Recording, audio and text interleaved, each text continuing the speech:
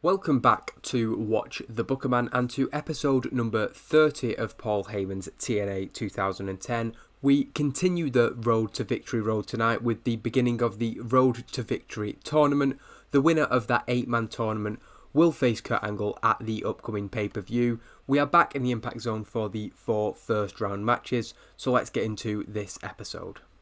Before the tournament can begin, Bobby Lashley opens up Impact and makes it clear that 1 week later he is still waiting for Paul Heyman to give him what he wants. Last week we saw Bobby Lashley pin Paul Heyman up against the wall, trying to force Paul Heyman's hand to give in to whatever his demands are. But instead of Paul Heyman, it is Samoa Joe who comes out looking to reignite their rivalry. However, as Joe reaches about halfway down the ramp, he is jumped from behind by a hooded man. With Joe set to compete in the Road to Victory tournament tonight, security are quickly out on Paul Heyman's behest, and while they are on the scene pretty quickly, the man does escape. Nonetheless, the commentators have their suspicions that, given that Desmond Wolf's been feuding with Samoa Joe, it probably was him. The size and the style of the offense certainly matched Desmond Wolf, but there is no evidence.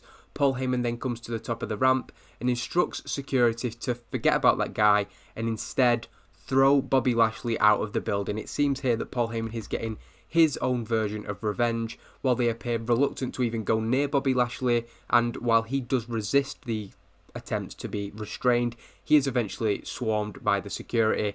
A furious Bobby Lashley is then led away, past Paul Heyman. There's a slight smirk on his face. Given the relationship we thought these two had, things have changed pretty drastically, and it's a good way to open the show with an 80 rating. It does continue the Desmond Wolf and Samoa Joe storyline because of that suggestion that it was Desmond Wolf who was under the hood.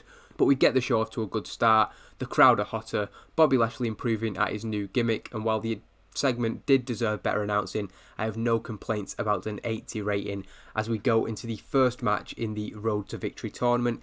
It's a solid match. I might have hoped for better from these.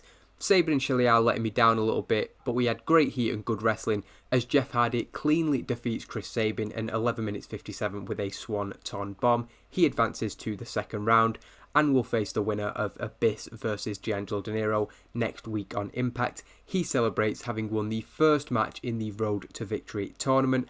After his celebrations, he helps Chris Sabin to his feet as the commentators put over the fact that he took the charismatic Enigma to his limits. There is a show of respect between the two competitors. Jeff Hardy, an established name, showing respect to the up-and-comer. That might be selling Chris Sabin a little bit short, but he's certainly not on the level of Jeff Hardy, as evidenced by the ratings in that match. Alex Shelley is then interviewed by Jeremy Borash, and he has a main event opportunity tonight as he faces Desmond Wolf in the final first round match in the tournament. A lot of this show is going to be about the tournament. Hopefully people are kept interested by that. Shelley says that a lot of people will see him as the underdog tonight, but he doesn't see it like that.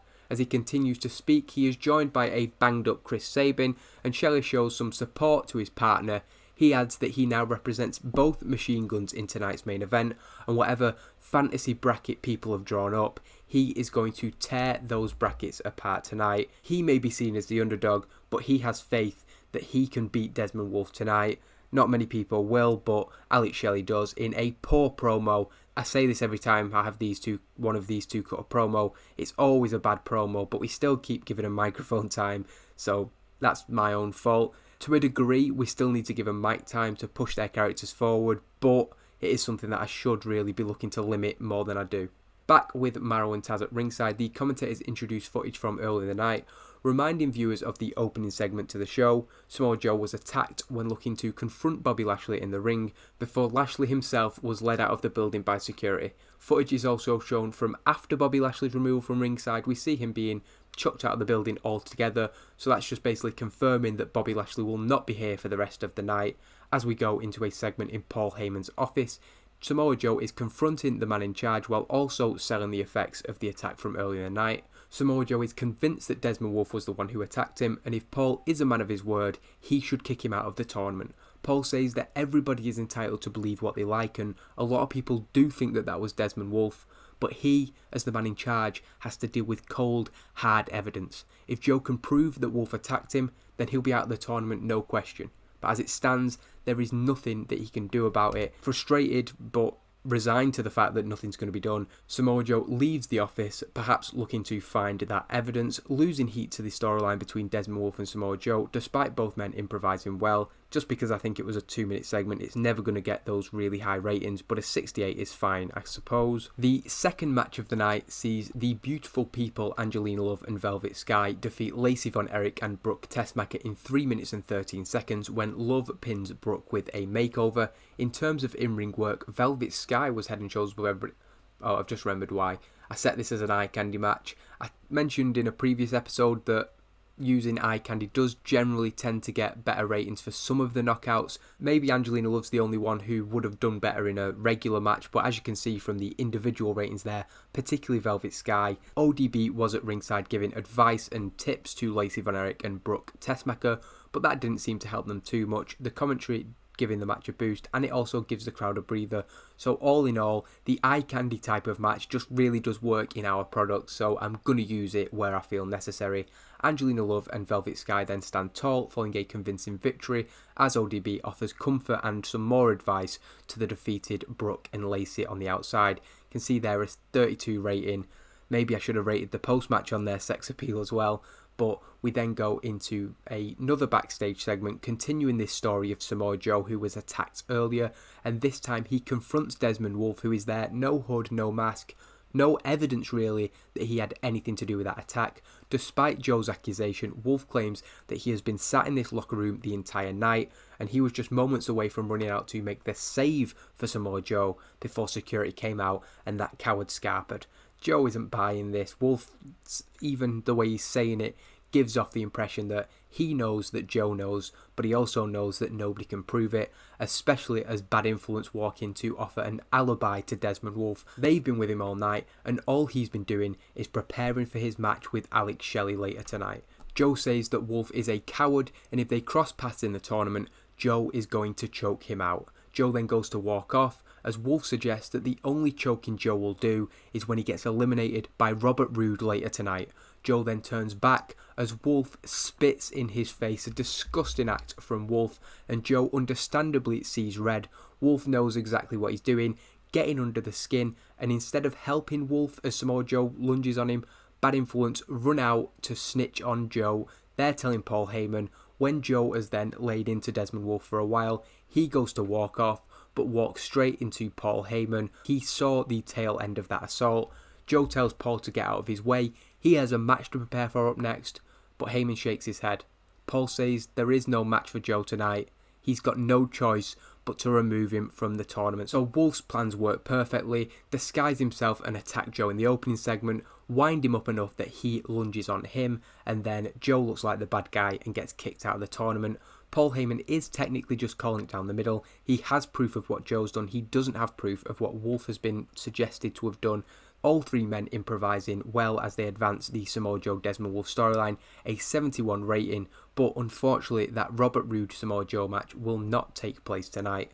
Returning to ringside, Hernandez comes down to the ring and takes a microphone. As he promised last week, he calls out Bad Influence, specifically addressing Matt Morgan. Hernandez says that he is sick of all this. Just moments before he came out, he sees Bad Influence stirring more trouble in the back. They are locker room cancer as far as he is concerned, and he needs to take them out. Hernandez makes it clear he wants Matt Morgan one-on-one. No Kazarian, no Daniels, the two of them fighting it out man to man. Bad Influence come out, and while Daniels initially holds the microphone, Morgan quickly snatches it from him. He says that he's pinned Hernandez twice in the last month, and while they are heading to the top, Hernandez is lucky to even have his spot in TNA. Matt Morgan says that he will never face Hernandez ever again. Hernandez fires back. He says he doesn't feel lucky about his spot. In fact, he doesn't even give a damn about his spot. He just wants a fight. He tells Morgan to name the time, the place, the conditions. He will do anything it takes to fight Matt Morgan, and still Matt Morgan isn't interested. But this gives Daniels an idea. He whispers into the ear of Matt Morgan and tells him something which Morgan likes, and he says that he will face him on one condition. If Matt Morgan beats Hernandez for the third time in a row, Hernandez is done with TNA. He has to leave the company. Hernandez does take a little bit of time to consider this, but he's so desperate to get his hands on Morgan that he accepts. He tells Morgan to name the time and the place because he's willing to do what it takes to get his hands on Matt Morgan. So a decent segment. I promoted this last week, but it does actually lose heat to the storyline, but the implication more than the actual segment is a big thing. Hernandez and Matt Morgan will face once more sometime in the future, unspecified, with the added stipulation that if Hernandez is once again defeated, he is gone from TNA. Before the third match of the night and the second of the Road to Victory tournament, footage is shown from the debut episode of Explosion on Spike 5 nights ago on Saturday. Attacked in the back ahead of what was scheduled to be a 6-man tag team main event. D'Angelo Dinero appeared after the match, looking to assist his partners Shark Boy and Super Eric, trying to make the save for them. However, due to the numbers advantage of Mr. Anderson and his associates Big Rob Terry and Sean Bashir, Dinero found himself in a serious predicament. Symbolic given the nature of this rivalry so far, Mr. Anderson crushed the windpipe of the Pope under a steel chair, looking to silence his rival for good.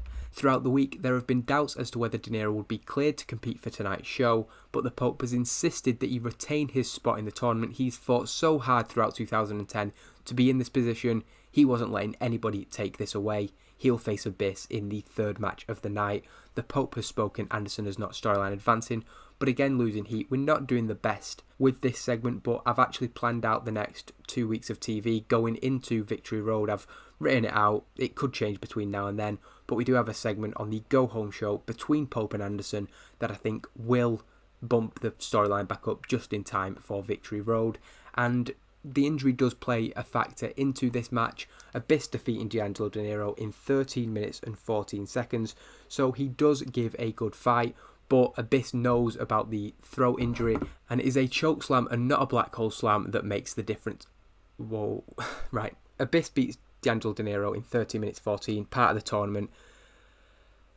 Some people might have already seen this, and I'm going to actually have to change things on the booking screen here because D'Angelo Dinero has sustained a broken neck. He did pretty well with a 64 considering. It's just, Right, so I'm going to have to return to the booking screen and change things now, but that is so gutting. That is such a shame. So I've only minorly changed the segment. I've just took Dinero out and put Abyss in, just because he's on screen standing tall after the victory. This segment might not make sense, but I'll try and come up with something that changes it.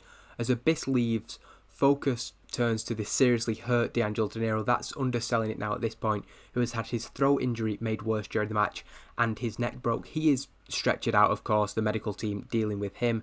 Anderson, perhaps not knowing the extent of Pope's injury, he calls him a letdown, and he let down those losers Shark Boy and Super Eric last week on Explosion. Tonight he failed again, and getting lucky at Slammiversary doesn't change what Dinero is, a total failure.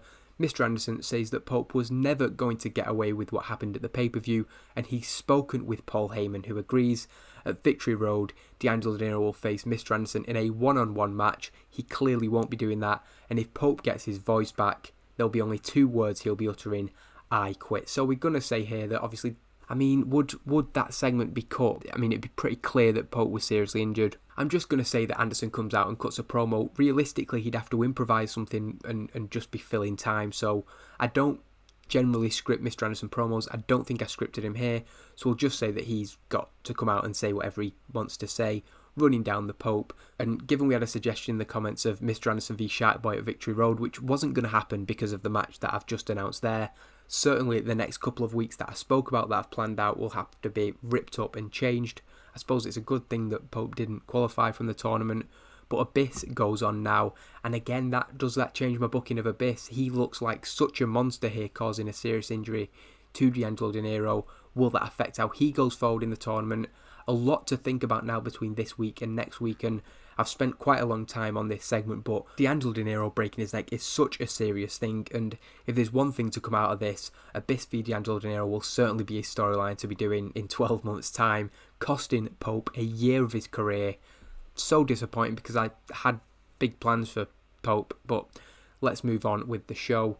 Mick Foley is entering the building, approached by Jerry Borash, who wants to know his answer regarding Paul Heyman's offer to him last week. Mick says that he isn't going to waste a big scoop by giving it to Jeremy Borash of all people. He says that he'll speak to Paul Heyman in the ring tonight and his future will be all cleared up. So gaining heat to Foley's future storyline. Mick clearly enjoying going off the script as he always does. He's so good on the mic. So while I don't think he's going to be a significant figure in terms of in-ring stuff, I do like that we've got him on screen at least and he is playing some role and his promos are only going to help the overall ratings of the show. Heading to another part of the Impact Zone, Awesome Kong and Hamada are shown watching a monitor awaiting the next match on the show, which features one half of the Knockouts Tag Team Champions Alyssa Flash. Stood behind them, Madison Rayne taps the two women on the shoulder. She's seemingly not aware of what a bad mood they're in, and they turn around but do not look in the mood to speak to Madison Rayne. They're clearly focused on their next move, which will seemingly take place during the next match or after it. Nonetheless, Madison Rayne suggests that the two women are at a loose end. They won't agree with that and wonders if they'd be open to working with the Queen of the Mountain. She could teach them a lot about winning title matches after all. She has a laugh, but they don't see the funny side. They refuse to even answer Kong and Hamada, and as the Knockouts champion backs away, finally realising that she's probably not chose the right time to do this, she runs into Tara. Tara's heard the whole thing and tells Madison that no amount of protection in the world will save the champ from Tara taking back what belongs to her. So advancing and gaining heat to the New Age storyline and advancing the Queen of the Mountain storyline, so intertwining those two as we go into the fourth match of the night, an extremely short match. Alyssa Flash defeats Taylor Wilde in 2 minutes and 41, but this is only because Awesome Kong and Hamada run in to attack Alyssa Flash and Mischief, who is at ringside, so the match barely gets underway. A disappointing moment for Taylor Wilde, who is trying to build some momentum here, and 2 minutes into the match, it all goes to pot as the two teams brawl. Alyssa Flash and Mischief brawling with Awesome Kong and Hamada until we can't see them anymore. Both putting in decent ratings, but there's not much you can do in 2 minutes. With Kong and Hamada and the New Age brawling to the back, a disappointed Taylor Wilde remains alone in the ring, disgruntled as her singles run once again hits a stumbling block. She really can't get any momentum going. Sarah Del Rey joins Taylor Wilde in the ring and tells her that she needs to keep out of other people's business. With that said, she made herself Sarah's business last week, and Del Rey challenges her to a one-on-one match. Wilde agrees, and we have another match set for next week's Impact. Taylor Wilde will face Sarah Del Rey one-on-one. Decent segment advancing the storyline, not much more to it, as Desmond Wolfe is interviewed ahead of his match with Alex Shelley in the main event, and he puts down the tag team wrestler and the chances of Alex Shelley beating him tonight. Wolfe says that his road to victory has already been laid out before him, and next week he will go through Robert Roode on his way to the final. Wolfe puts over his favourable record against Kurt Angle since coming to TNA, and when it comes to the pay-per-view, only one man is leaving with the World Heavyweight Championship. Desmond Wolfe, superb working without a script, having the crowd in the palm of his hand the entire time with a solid promo to promote that main event. As we go into the fifth match of the night, Brian Kendrick defeating Austin Creed in 8 minutes and 10 seconds with a sliced bread number 2. Not much else to say about the match other than it's a straightforward, clean victory for Brian Kendrick, and Jay Lethal is at ringside for Austin Creed, making up for the fact that he wasn't there to make the save on the previous week's explosion. London also at ringside for Brian Kendrick, and a victory for them as we continue the question of which title shot they will take. Also, we'll be talking about Jay Lethal as the double X Division and Global Champion. After the match, we put across that Jay Lethal's presence at ringside did little to help Austin Creed. London joining his partner in the ring. As Brian's arm is raised, London speaks in his partner's ear. Brian nods along as the commentators speculate that the pair were talking about the potential championship shot that awaited them. The Hooligans have yet to confirm whether they will be taking a World Tag Team title shot against Beer Money or whether they will face off against each other for the opportunity at the World Heavyweight Championship. Whoever the champion may be after Victory Road, there's a chance that one of these two will be challenging them. We then come back from the break and Mick Foley comes down, the commentators recapping the offer that was made to him last week by Paul Heyman. Once in the ring, Foley says that he went to Explosion, he spoke to the guys and girls, and now he is here to make his decision. Mick says that what Paul said to him resonated, and those young men and women who competed on Explosion, they are the future. Paul and Mick's time in the spotlight has passed, and with a role in shaping the future, Foley feels that he was given the perfect opportunity for him. He brings out Paul Heyman, who comes to the ring with Foley telling him, "I have accepted the offer. Paul Heyman then goes to formally introduce the new Commissioner of Explosion, but Foley stops him. Foley says that he does accept an offer that was made to him from last week, and he will help shape the future of this company, but not just of Explosion, in fact not just of TNA, but of this whole business. Paul is right about what Foley needs to do. He needs to step aside, he needs to defer to somebody else, but he received another offer. Foley is not Commissioner, Foley is New Age. Jimmy Jacobs then walks out with a smirk on his face. These two teamed as a very juxtaposing team at Slammiversary in that Battle Royal, but it seems that some sort of deal has been struck between them in the weeks since then.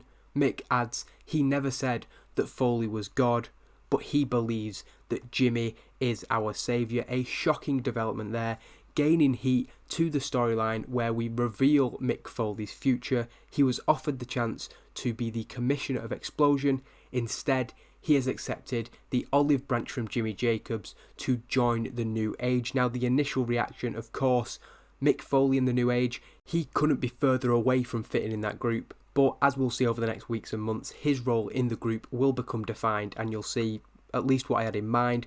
Whether or not people agree with it, at least there will be some logic behind the decision. Foley improvising well, thankfully, in what is supposed to be a big promo for him, really putting over how true everything Paul Heyman said was, but the fact that he has gone another avenue. It's in a sense a heel turn. The commentators helping us, the crowd hotter, a really successful segment overall, and when you think about the ratings that the New Age segments have been getting, in the 30s with Jimmy Jacobs, more up to 40s and 50s with Alyssa Flash, but now Mick Foley can really bring another dynamic to this.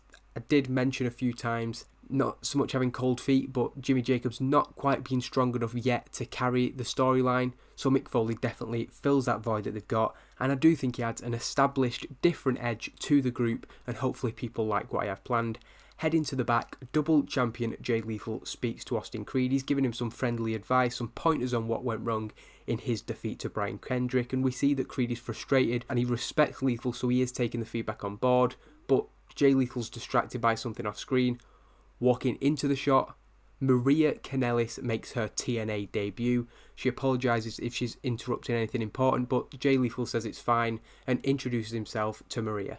Maria tells him that she knows exactly who he is and calls him champ. This flatters Lethal, and as Maria leaves the room, he turns back to Creed with a smile on his face. He thinks he might be in there. Austin Creed is less than impressed by her and walks away. Jay Lethal obviously was supposed to be helping out his friend, but has been distracted by Maria Kanellis. A great rating for Maria debuting the romantic interest gimmick. I've kept it quite vague at the minute. You can rename the gimmicks in TEW 2020, so it doesn't really matter. But Maria Kanellis doing a masterful job of improvising as we advance the Dual Champion Challenge storyline.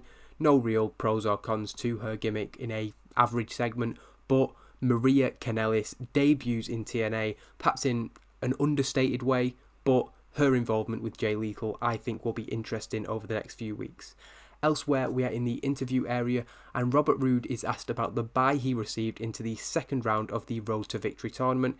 He says that despite being more than prepared for Samoa Joe tonight, he isn't going to complain about being straight into the semi-finals. He says that he can't wait for the Final Four next week, and with James Storm currently on the sidelines, Victory Road is the perfect chance for him to become the World Heavyweight Champion, gaining heat to the tag team storyline, which he doesn't really have much to do with at the minute due to James Storm's injury, but it's because Alex Shelley and Chris Sabin are still involved in it, and he's talking about the main event, Desmond Wolfe versus Alex Shelley, the winner of which he will face next week. And it is a really good main event to Impact, actually. 74, it was a little bit of a risk, I thought, putting Alex Shelley into the main event of the show. I don't think it will reflect that well in the TV ratings, but I've long since stopped caring about them because I can't address the decline. It just seems to be happening regardless of what I do.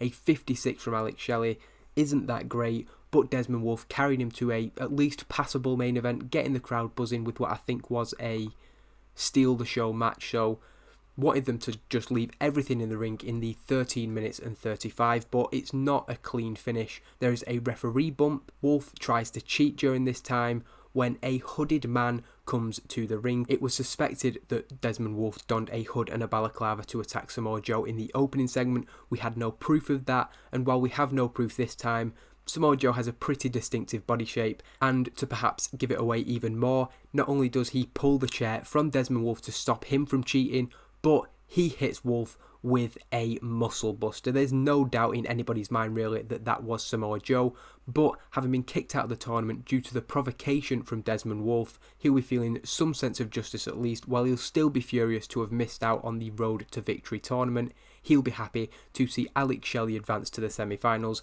That means that next week we have Jeff Hardy and Abyss, and the match that is going to open next week's episode, Alex Shelley versus Robert Roode, members of the teams that have been feuding all year, Beer Money and Motor City Machine Guns. They are both enjoying a little bit of success in the singles ranks as the tag team division is put on hold, and after the match, the masked man who came from the crowd returns to the crowd as Alex Shelley has his arm raised in the ring. It said on the screen that he won with a sliced bread. That wasn't the case, it was just that he crawled over, he'd been taken down by Wolfe, and he had not much energy left, so realistically Wolfe almost certainly would have won the match. Shelley had enough energy to crawl over and drape an arm across Wolfe, who was completely out from that muscle buster. Shelley himself appeared quite unsure of what had happened, but his arm was raised, so he knew that he was through, and he had beaten Desmond Wolfe, a pretty significant upset, albeit with those mitigating factors. It will nonetheless go down as a shock result. Watching on, the masked man partially removed his hood halfway past, and we see a smirk that is very familiar, almost certainly Samoa Joe. Maro and Taz sign off the show, with Maro suggesting that turnabout is fair play. Even if Wolfe was perhaps a little bit more subtle in his disguise, it doesn't really matter to Joe, he has nothing to lose. Next week we'll see the final four of the Road to Victory tournament, and I've already mentioned who is in that match. It's not a great way to end the show, but I do think it'll be a solid episode with some of the segments and matches that we've had. Losing heat to one storyline, gaining heat to the other, and the fact that they'll face off next week does continue to play into what we want to be long-term booking between the Motor City Machine Guns and Beer Money. A 74 is a solid rating, increasing our popularity in 22 regions. We of course have that limit that we always seem to get. Very happy with that show overall, and obviously tournament booking makes it a little bit easier to have solid matches on the show, but with that happened to D'Angelo De Niro earlier in the night. Does that maybe change how I book Abyss going into this semi-final? I'd booked out the entire tournament. I don't want to give spoilers, but D'Angelo De Niro is going to be out for at least a year. Mick Foley giving praise to Alex Shelley, who he thinks is a natural talker. I'd dispute that personally, but it's nice to see nonetheless. We are down to... Yeah, I'm ignoring the ratings because they're just going to annoy me. And how do we... I always forget how to check this. Skills, is it? So he's out for 1 year, 2 months and 1 week, so I've just got to ignore D'Angelo De Niro going forward now.